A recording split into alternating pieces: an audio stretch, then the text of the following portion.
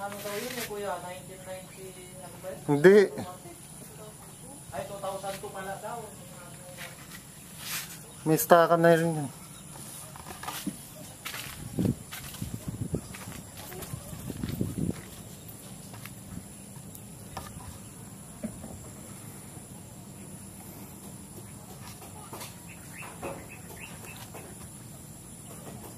Hindi saan galing tong tubig na to, Ed? Ed, akala ko nabiyak tong sa tapat eh.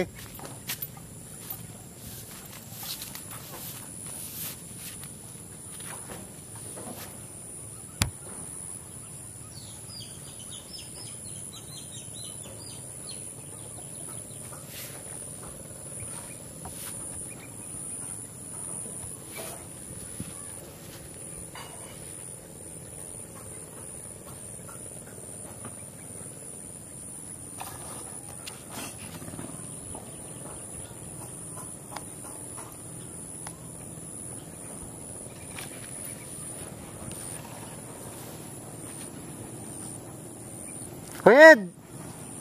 Fernando! Halika! Po, Saan galing yung tubig na to?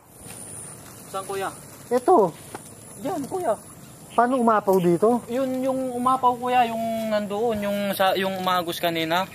Tapos, Yung pagkaapaw nun, eh siyempre hindi pa nabitas doon kanina kuya, yung sa may sentro, yung natabunan doon sa sentro, yung dating dinadaanan natin.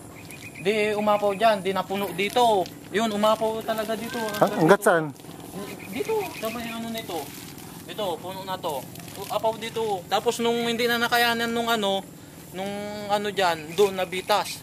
Kaya yun, huminto yung ano dito, agos. Pati hanggat doon sa harap.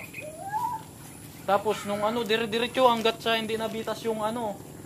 Di nung pagdating ni Mang Marte, sa kanila Mang Kambal. Pagka uwi, tumawag si Mang Marte kay Mang Kambal, pati doon nabitas na. Saan? Doon sa mismong harap dahil pati sila natamaan din yung doon yung bulwak ng ano kuya.